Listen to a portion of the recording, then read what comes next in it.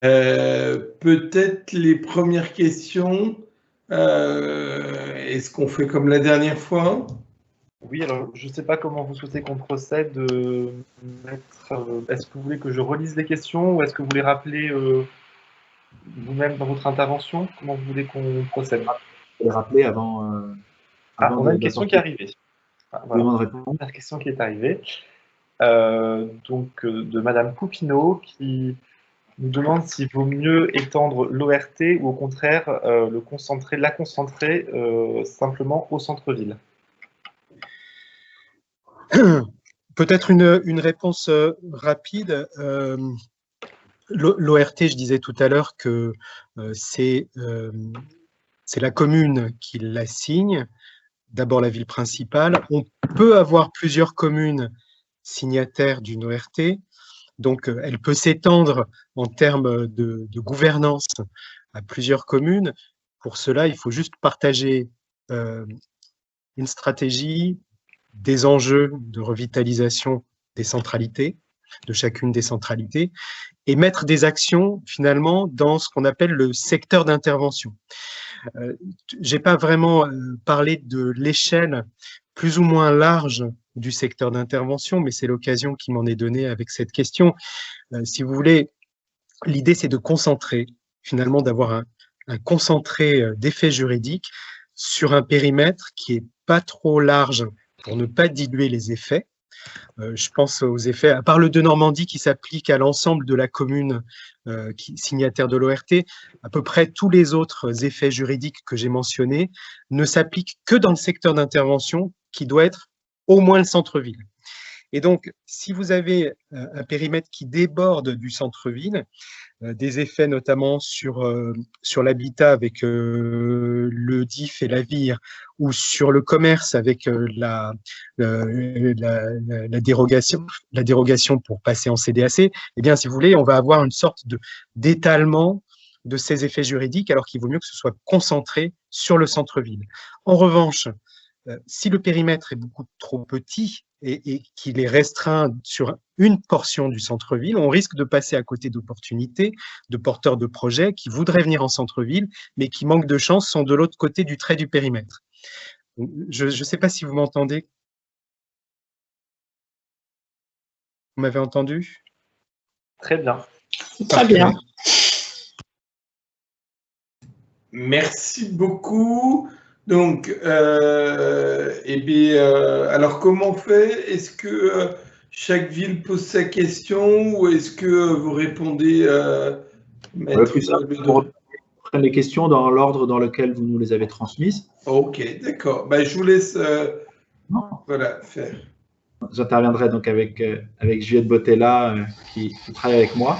Bonjour. Bonjour. En deux mots, nous sommes donc avocats en droit public à Paris. On vient d'ouvrir un cabinet à Saint-Malo. Nous sommes 3 avocats. Donc il y a Juliette qui interviendra tout à l'heure. Il y a également Anna Veuillot qui nous a aidé à préparer la séance. Voilà, la première question concernait le droit de préemption urbain. C'est une question de la ville d'Issoire. Je ne sais pas si la personne est présente. Mais peu importe, de toute façon, ce sont des questions. Bonjour. Bonjour.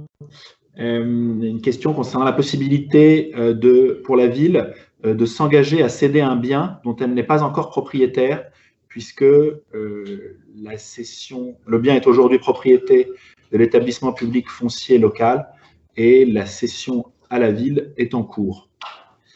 C'était la première question. Pour nous, donc, du point de vue du droit civil, il n'y a pas d'objection à ce que la ville s'engage à céder le bien une fois qu'elle en sera devenue propriétaire. Évidemment, aujourd'hui, elle ne peut pas céder un bien qui n'est pas sa propriété, mais elle peut s'engager à céder le bien sous condition suspensive d'en devenir propriétaire. Pour nous, il n'y a pas d'obstacle. Je pense que les notaires savent rédiger ce genre d'acte. Il faudra seulement préciser dans l'acte où en est la cession, la première cession de l'EPFL vers la ville. Expliquer qu'il il y a bien une convention avec le PFL, que le PFL a acquis dans l'intérêt de la ville, que la cession est en cours de finalisation et que la ville, dès qu'elle en sera devenue propriétaire, cédera le bien aux commerçants. Donc, on pourrait convenir aussi du prix du bien, apporter le maximum d'éléments pour que le commerçant puisse effectivement faire valoir cette promesse de la ville auprès de ses partenaires. On pense aux banques et également, vous mentionniez un architecte. Oui, merci pour votre réponse. Du coup, c'est vrai qu'on n'avait pas cette information-là. On va faire une promesse de vente en ce sens-là. Par rapport au prix, du coup, j'avais dû poser la question également, est-ce un prix avec TVA ou TVA sur marge? Le prix que nous allons proposer aux commerçants.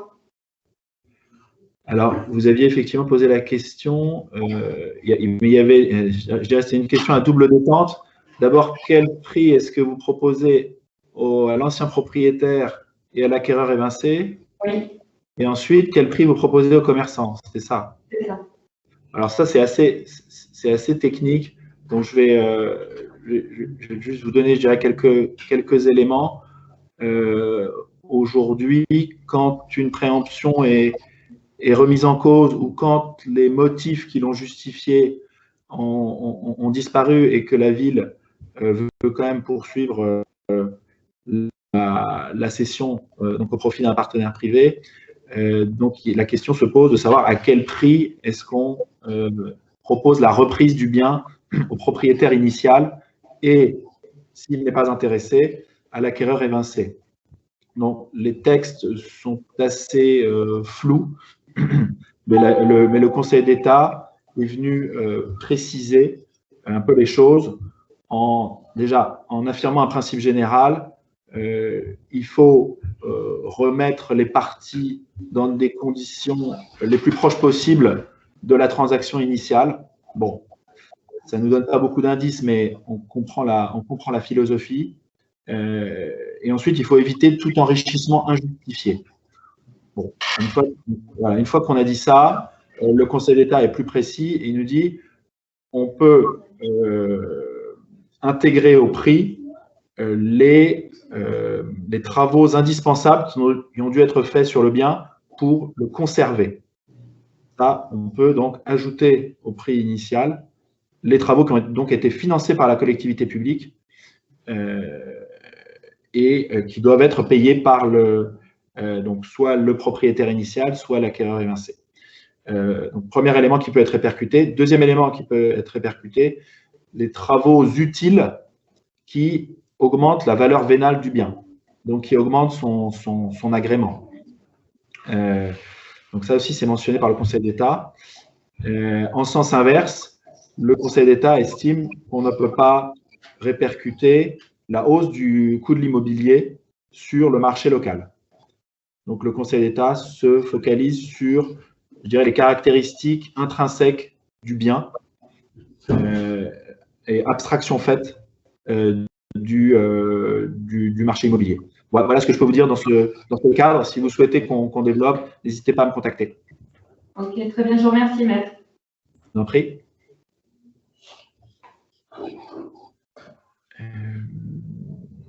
Ensuite, la dernière question d'histoire, ça portait sur le cumul entre le de Normandie et les aides de l'ANA. Alors, nous, on n'est pas spécialiste de ce type d'aide. Peut-être que M. Laboret pourrait préciser. Je comprends qu'on ne peut pas cumuler les aides de l'ANA avec le dispositif de Normandie.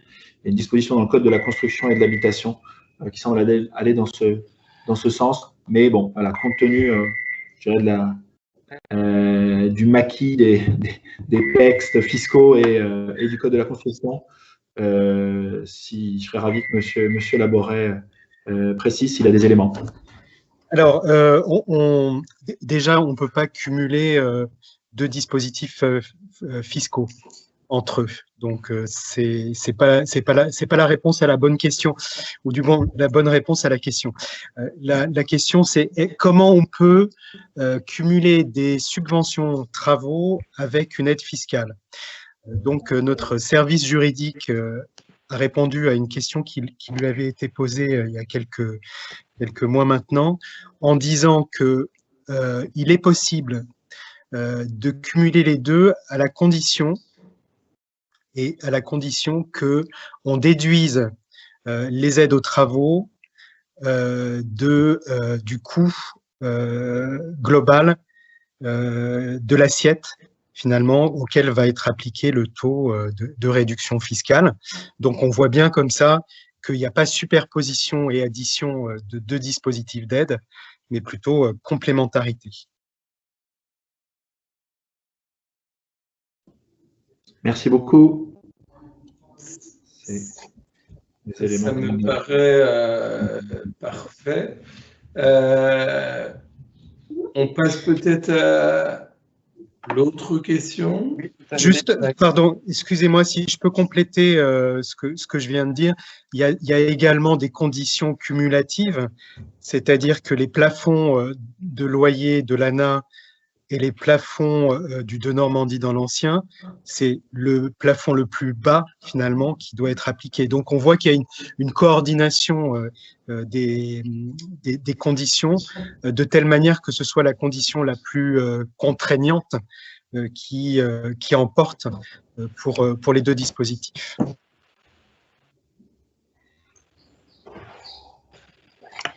Très bien. On va passer à une autre question. Donc, Madame Freneda qui demande si l'estimation des domaines DGFiP est la seule valable aux yeux de la loi pour la valeur des baux et font dans le cadre de la préemption commerciale.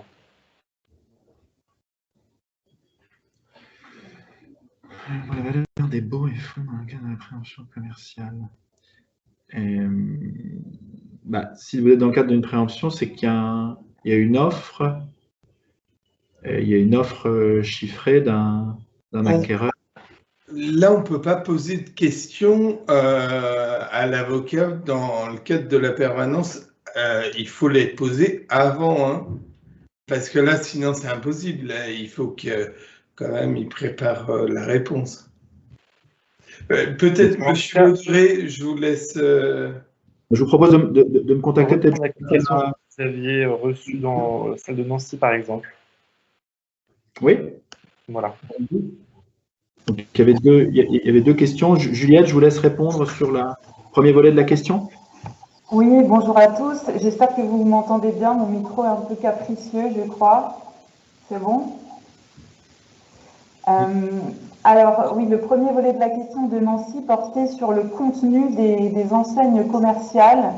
Donc, en l'occurrence, il y a un commerçant, un restaurateur qui a choisi un nom commercial effectivement maladroit et qui choque une partie de la population et des habitants de Nancy.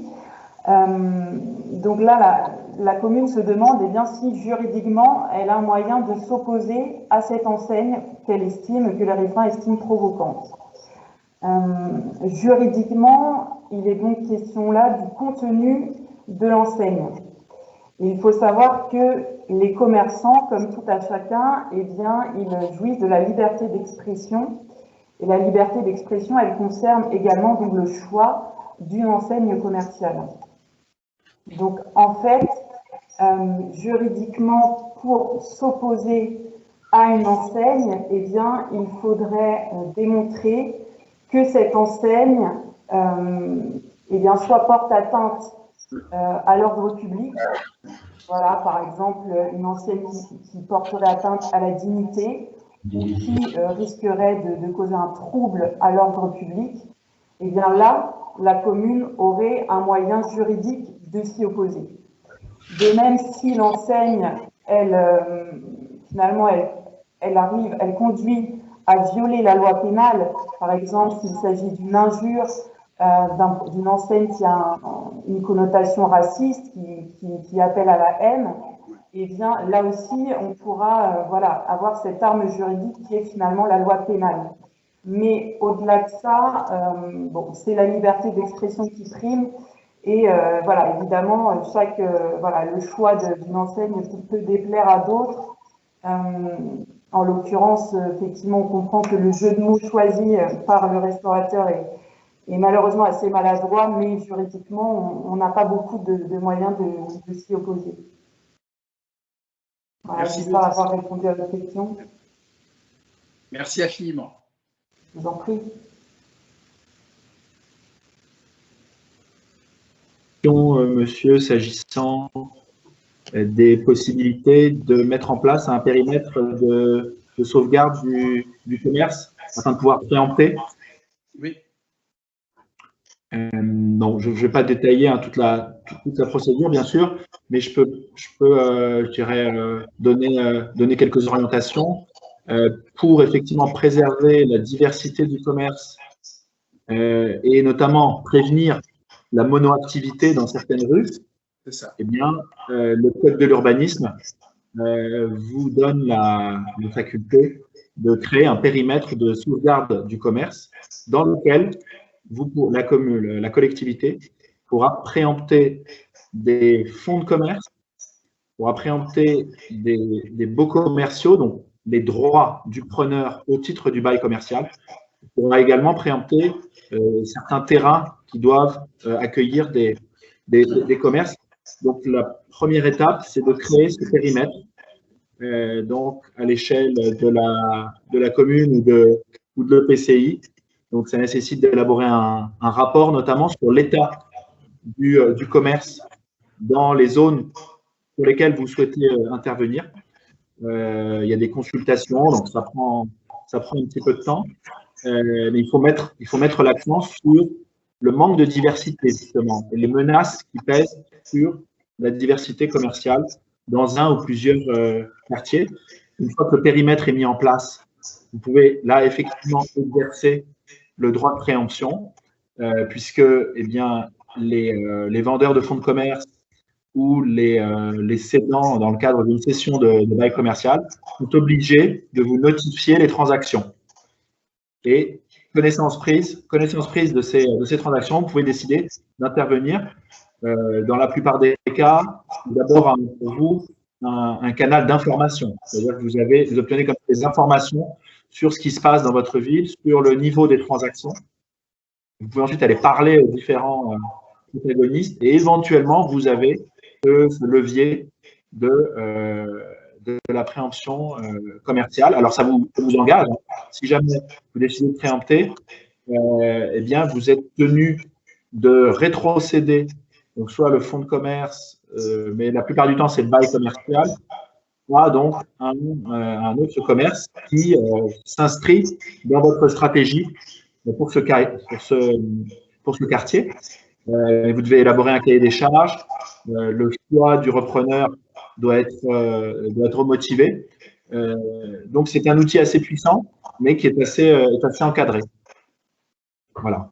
Voilà ce que je peux vous dire. Si vous voulez d'autres détails. Adjoint, vous avez les réponses que vous vouliez? Oui. Oui, je vous remercie. Merci. Et membre du bureau de Centre-Ville en Mouvement, du conseil d'administration. Voilà. Merci beaucoup, Pierre, et merci aux deux avocats. Merci, maître au pluriel, de m'avoir beaucoup éclairé sur cela. D'ailleurs, pour la dernière question, ça fait presque le lien sur ces secteurs, ça fait presque le lien avec une opération territoriale de revitalisation. À la rigueur, l'un va peut-être avec l'autre et tout ça peut être tout à fait mis en branle simultanément. Merci beaucoup. C'est moi qui vous remercie. Si je peux peut-être un tout petit peu compléter. Bien sûr. L'ORT, puisque on parle de l'ORT et de la préemption, l'ORT n'apporte pas de changement dans la procédure de la préemption. Je pense que c'est important de pouvoir le dire. J'avais eu plusieurs questions là-dessus qui me sont remontées. L'ORT ne change pas finalement le processus que vous avez esquissé sur la manière d'instaurer un périmètre de préemption, de le justifier, de faire le diagnostic. Donc, l'ORT est transparente par rapport à cette procédure qui doit se réaliser selon les règles qui ont été définies par le Code de l'urbanisme. Simplement, l'ORT va faciliter l'argumentaire puisqu'on se situe bien dans un cadre de revitalisation globale où le commerce va être un élément parmi d'autres et où on va pouvoir confirmer finalement cette action spécifique sur le commerce en la mettant en perspective avec les autres axes de la revitalisation. Dans la convention d'ORT, on doit mentionner aussi le concessionnaire, par exemple, qui porterait la préemption pour le compte de la ville. Voilà, c'est juste ce que je voulais confirmer. Compléter. Merci pour ce complément. Ça veut dire vraiment que l'ORT peut avoir un intérêt parce que ce qu'a dit Adrien Medoré, c'est la loi. Et puis, c'est vrai que l'ORT apporte un petit plus par rapport à ça, à cette question. Alors, je vous laisse continuer. Oui, ben on reste sur des questions de préemption. C'était une question posée par la ville de Meaux. Juliette, je vous laisse présenter nos éléments de réponse. Oui, donc la ville de Meaux nous demandait si dans le cadre d'une cession qui intervient à la suite d'une liquidation judiciaire, eh bien, est-ce que la déclaration d'intention d'aliéner, la DIA, doit être notifiée à la commune?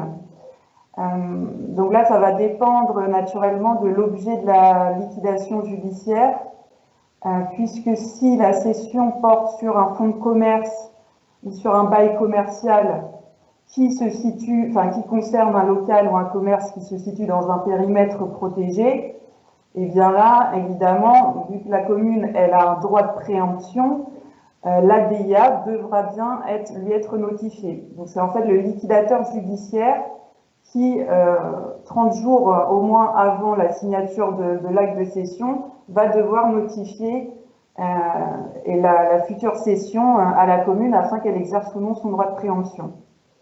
Mais par contre, si la liquidation judiciaire elle porte sur, par exemple, des parts d'intérêt. On a par exemple des liquidations qui portent sur, où la cession porte sur des actions de la société qui permettent de bénéficier d'un local, d'un emplacement dans une zone commerciale, par exemple. Et bien, pour ces actifs-là, pour ces actions-là, le droit de préemption de la commune ne peut pas s'exercer. Donc là, évidemment, il n'y aura pas de notification de DIA. Et c'est la même chose lorsque c'est la société, l'entreprise entière qui est cédée dans le cadre de la liquidation. Donc là, ce qui implique vraiment une cession de l'activité totale avec les salariés, avec les emplois, etc. Là, évidemment aussi, la commune, elle ne va pas pouvoir aller préempter juste une partie de ce projet, aller préempter par exemple juste le bail. Donc là, le droit de préemption ne s'applique pas non plus et donc la DIA n'aura pas non plus à être notifiée à la commune.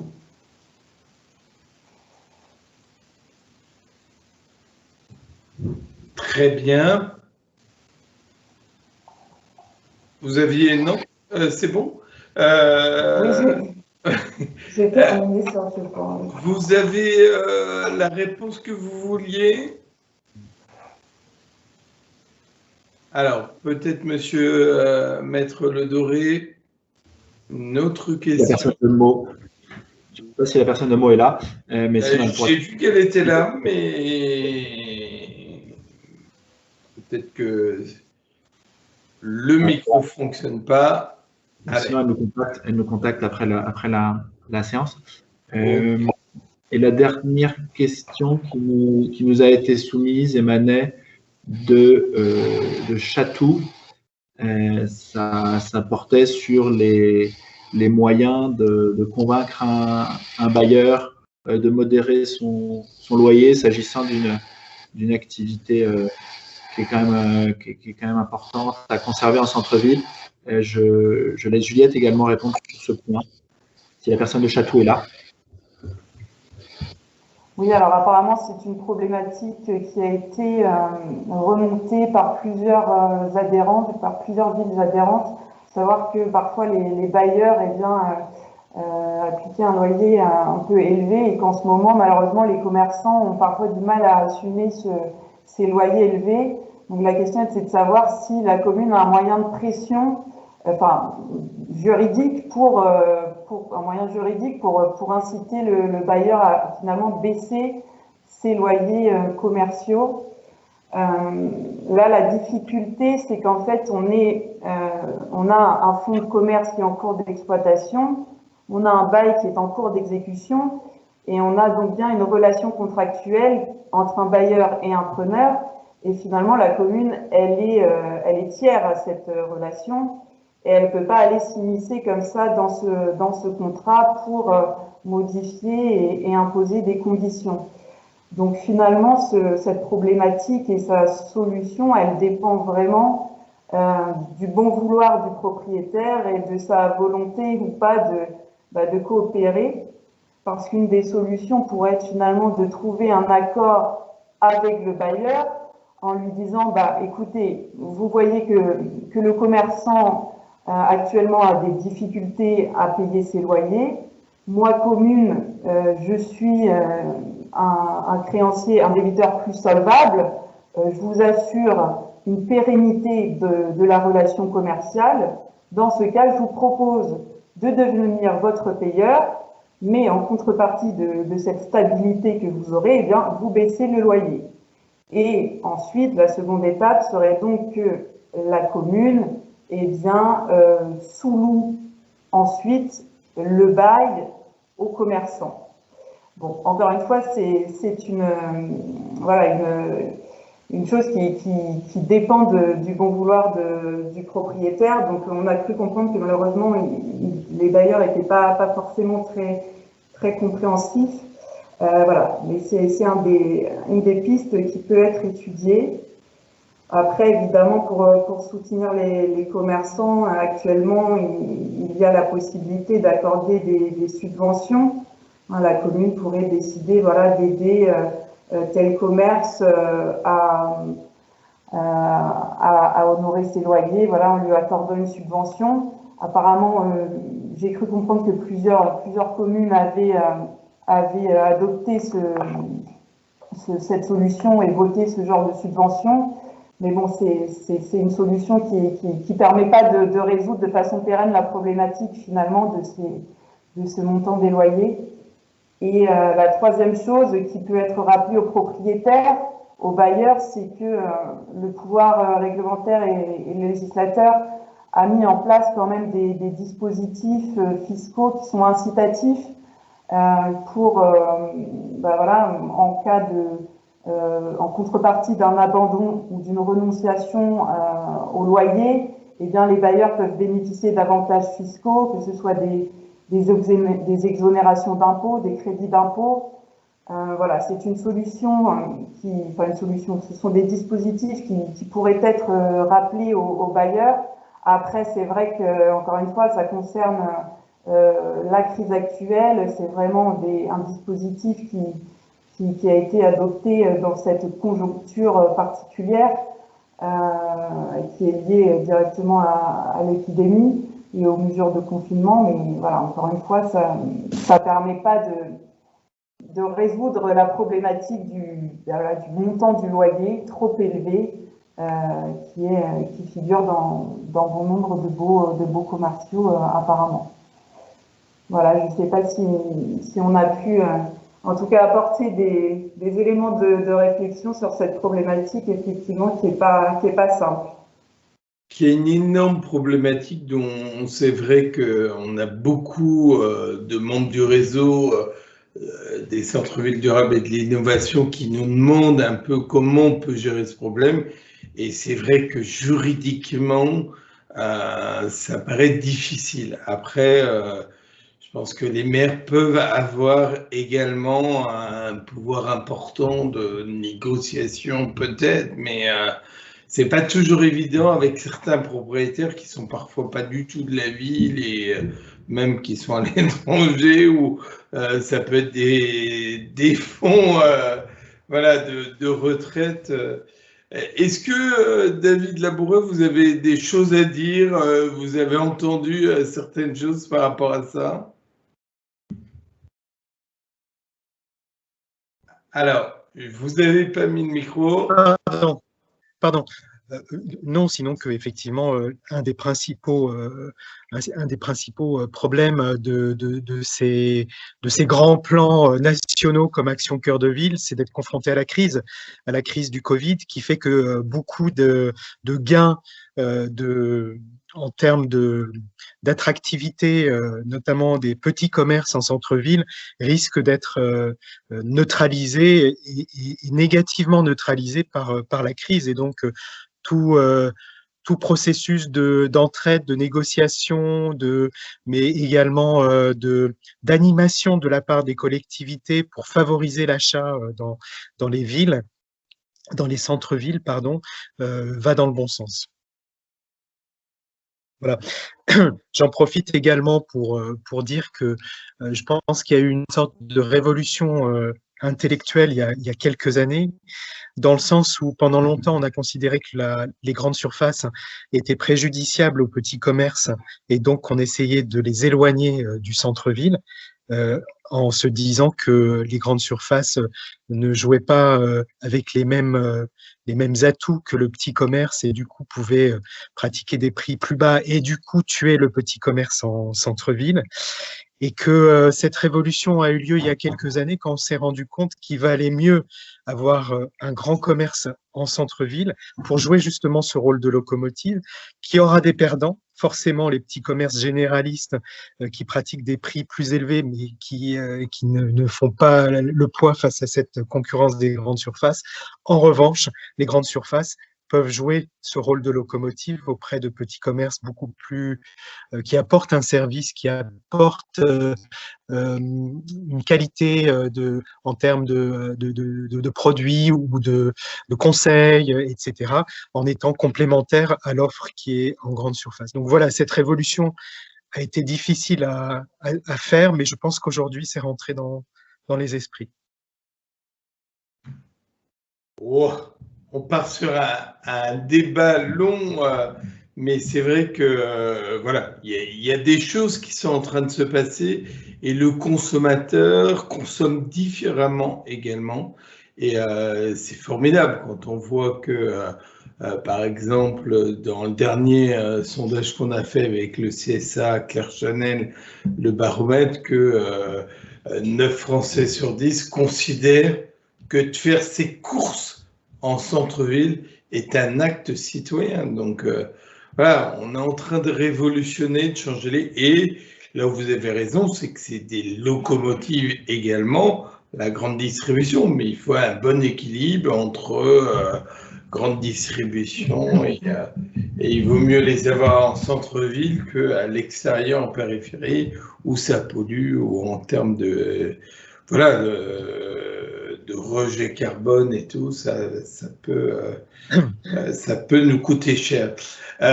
Et puis les Français aiment bien maintenant les circuits courts, donc tant mieux, et les marchés et tout. Et après, le maire a dans la main effectivement un certain nombre d'outils, et la convention d'ORT en est une, pour imposer par exemple un seuil de passage en CDAC, s'il le souhaite, comme je le disais tout à l'heure, pour des commerces de plus de 5000 m2 si c'est des commerces non alimentaires, ou plus de 2500 m2 si c'est des commerces alimentaires, à faire jouer avec les règles du plus, etc., etc. Voilà.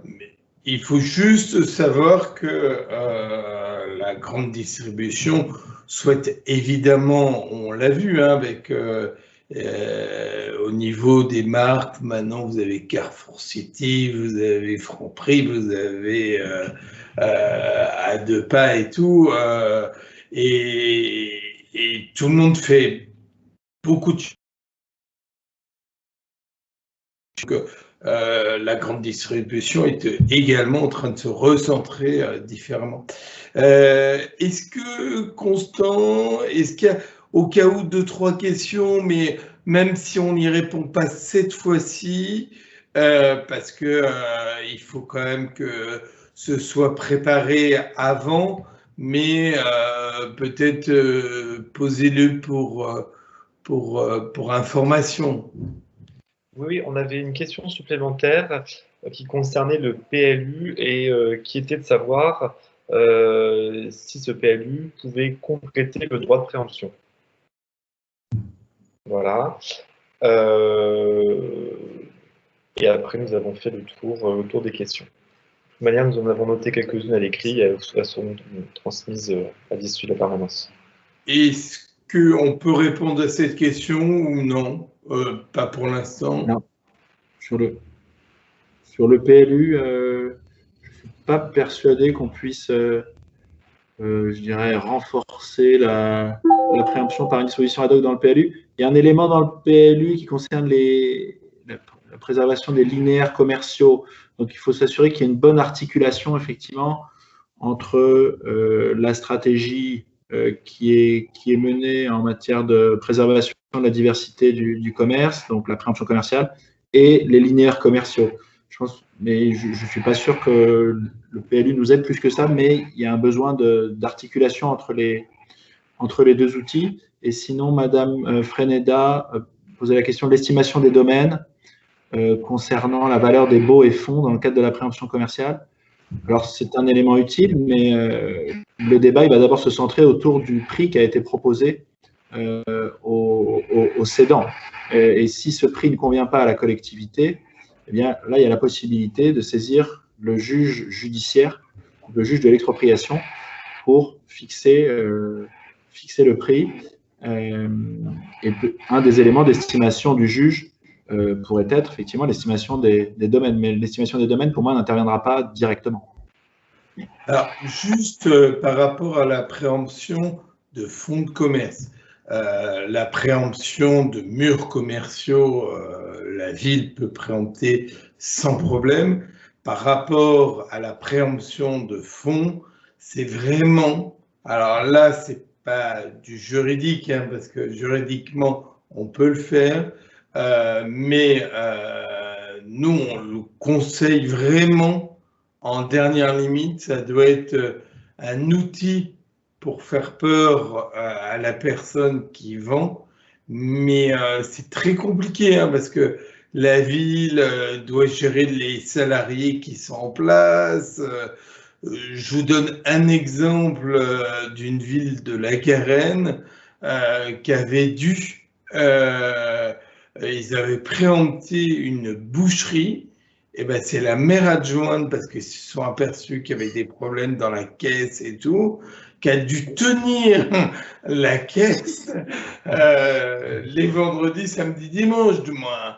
C'est un truc de ouf, du moins. C'est vraiment difficile. Donc, je pense que c'est vraiment la dernière. Ou alors, le personnel, par exemple, quand vous préemptez un restaurant, eh bien, le personnel, il faut en faire quelque chose, puisque c'est la ville qui est propriétaire du fonds de commerce, et donc on les met dans le self municipal ou dans la restauration municipale, et c'est vrai, et à juste raison, on ne travaille pas le soir et tout, et c'est peut-être plus facile de dire je reste sur ce poste que vous m'avez donné. Donc, je pense que c'est compliqué, mais voilà, peut-être que il faut l'utiliser en dernier recours. Voilà. Sachant qu'il y a la possibilité de la location-gérance. La commune peut, en attendant de trouver un repreneur, donner le fonds en location-gérance. Oui, vous m'avez entendu? La commune peut donner le fonds en location-gérance. Voilà. En attendant de trouver le bon repreneur à ses yeux. Et ça permet. Mais il faut trouver quand même, et vous avez entièrement raison, mais c'est vrai qu'il faut trouver des personnes qui veulent bien en location-gérance faire des métiers, parce que c'est bien souvent des commerces de bouche ou des restaurateurs, voilà, qu'on veut garder dans le périmètre du centre-ville. Bon, mais je crois que c'est pas mal. On a fait... Une petite question, la convention d'ORT doit-elle mentionner les exonérations fiscales décidées par les collectivités? Alors, j'ai évoqué 2 exonérations fiscales. La première, c'est le Denormandie dans l'ancien. Non, il n'est pas nécessaire de mentionner le Denormandie dans l'ancien, puisque c'est 2 droits dès lors qu'une commune a signé son ORT. En revanche, pour les zones de revitalisation du commerce en centre-ville, et je ne suis pas spécialiste, donc je vous demanderai bien sûr de le vérifier, mais il me semble qu'il faut une délibération, en tout cas, du conseil municipal à une date précise. Je crois que c'était au mois d'octobre, en tout cas, pour les exonérations, pour permettre finalement des exonérations de taxes locales pour le petit commerce en centre-ville. Ça, c'est une possibilité qui est offerte en ORT, mais selon des critères qui ont été définis au plan national de capacité fiscale de la commune. Voilà. Mais en tout cas, ça ne doit pas apparaître dans la convention d'ORT. En revanche, ça doit être délibéré par le conseil municipal avant une certaine date. David Labouret, j'ai une question, mais sur laquelle je connais un peu la réponse, mais je trouve que c'est important, c'est de savoir si on est membre d'une métropole ou d'une agglo, d'une communauté de communes, est-ce qu'on peut faire son ORT voté en conseil municipal, bien que parfois la partie commerce, la partie centre-ville est sous la responsabilité de la métropole. Voilà, c'est la question où est-ce que il faut demander l'autorisation au président de la métropole ou de l'agglo. Alors, il y a 2 questions dans votre question.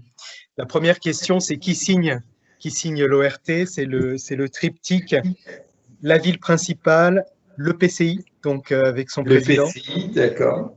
Et l'État, et le représentant local de l'État. Quand on est dans une métropole, la question c'est, est-ce que la ville principale donc, de cette PCI métropolitain est destinée à signer une ORT? Autrement dit, est-ce qu'il y a un besoin d'avoir la ville-centre comme signataire de la métropole parce que la ville-centre connaît des problèmes majeurs et globaux de dévitalisation de leur commerce, de ses commerces ou de son habitat.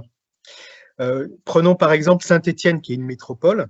On sait qu'à Saint-Étienne, il y a des vrais problèmes d'attractivité de son centre-ville. Donc, il faut effectivement que Saint-Étienne et Saint-Étienne souhaite s'engager dans une ORT, puisse prendre contact avec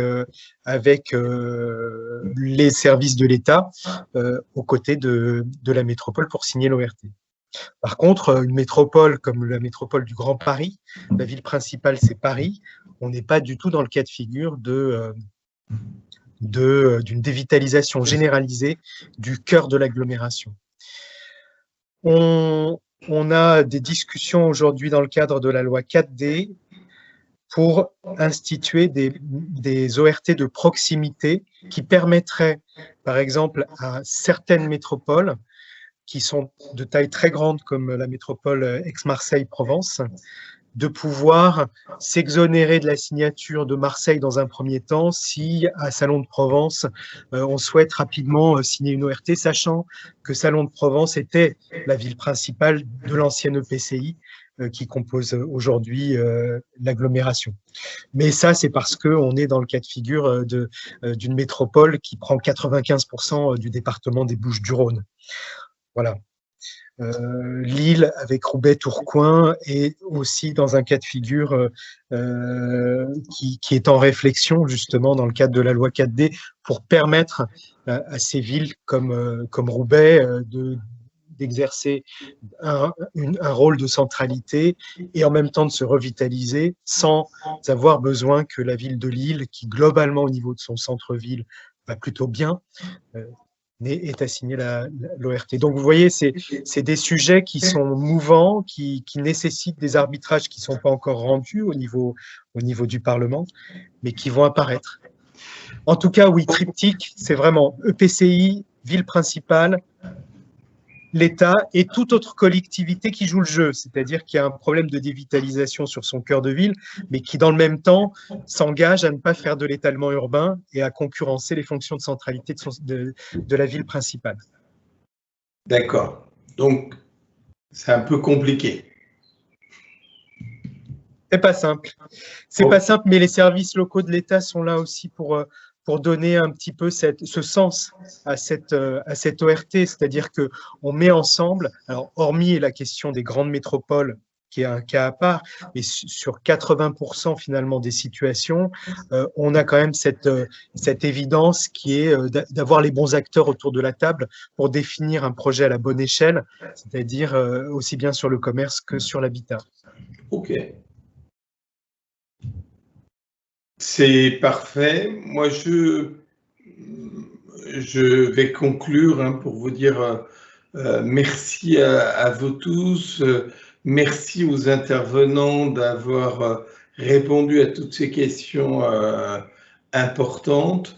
Nous aurons le premier jeudi du mois de juin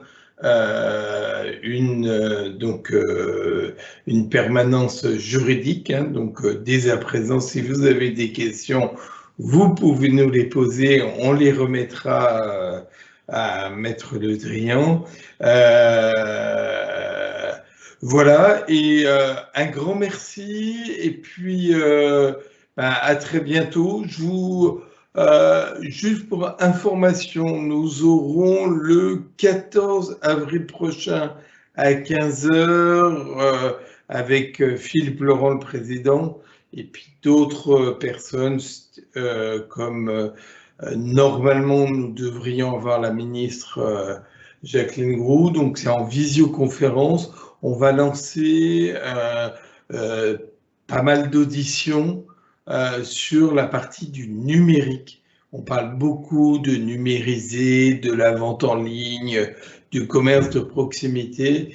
Et pour nous, c'est très important de savoir où on en est. On a certains élus qui nous disent il ne faut pas trop en faire non plus parce que les commerçants ne jouent pas toujours le jeu. Et puis, le but quand même, c'est de garder le lien social et que ce ne soit pas que des réserves à faire de la livraison. Donc, je pense que c'est intéressant. C'est pendant un mois, donc on va profiter de ce mois un peu de confinement où on est tous les uns les autres un peu dans cette crise sanitaire pour parler de ce sujet. Et nous publierons un livre blanc comme on avait fait lors du premier confinement l'année dernière. Voilà, et à la même époque également. Voilà, merci beaucoup, merci à tous et puis merci de votre présence à vous tous. Au revoir. Au revoir. Au revoir. Au revoir.